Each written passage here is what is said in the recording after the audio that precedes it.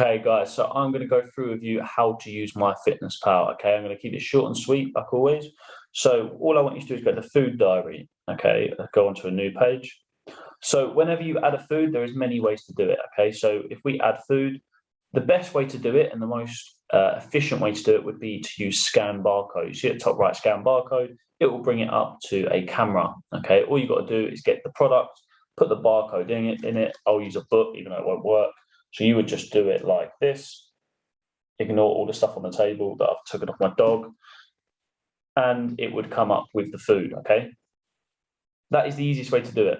However, that doesn't always work. Very rarely it doesn't work, but it doesn't always work. Okay, let's use chicken breast, for example. Let's say we scan the chicken breast. Okay, a standard serving would be 100 grams. So it would automatically come up with 100 grams.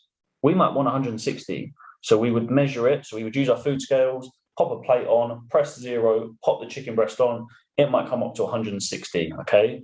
So what we want to do from here, you can either, if you're really good at maths, you can put 1.6, or if you're not so good at maths and sometimes it's some dodgy numbers, you put 1 gram and you would put 160. Okay. And then you would click tick. Okay, easy enough. One problem that you will have is some people will type in a product. So, for example, if I type in chicken breast again,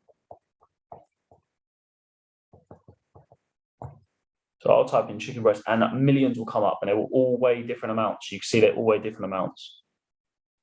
One thing I would suggest, and well, one thing to do, is if you buy the chicken breast from Tesco's, type in Tesco's chicken breast. If you buy it from Sainsbury's chicken breast. Wherever you buy it from, type in where you bought it from or the brand name, because they will all weigh different. Not so much with chicken breast, but as you get to the stuff like just other foods, like pasta, for example, that's when it will make a difference.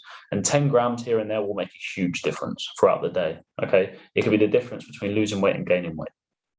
So one other thing I want to go through is if you are making a homemade meal like a bolognese, okay, you will need to add every ingredient.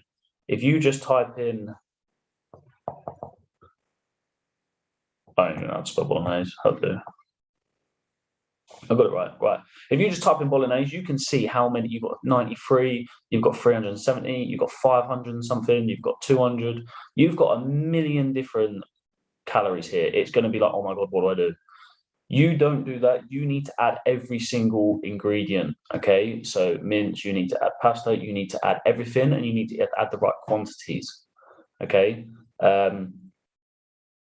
If you want to do that and you do cook a lot at home, you go to my foods, you go to my recipes, sorry, you go to the tick, create a recipe, enter ingredients manually, and you will go and add. So you'll type in the recipe, you'll tell me how many servings, and then you will add every ingredient. Okay. Once you've done that, every time you cook that meal, it will come up in your recipes. So you go add food, go to recipes, click on the bolognese that I did before, click tick, and every time it will be ready. So you do not have to do it again.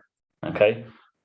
Also, once you click add food, all your recent foods that you've put in will be here. So again, if you have the same meals quite consistently, you don't need to go through scanning for chicken breast every time. It's likely going to be on here. Okay.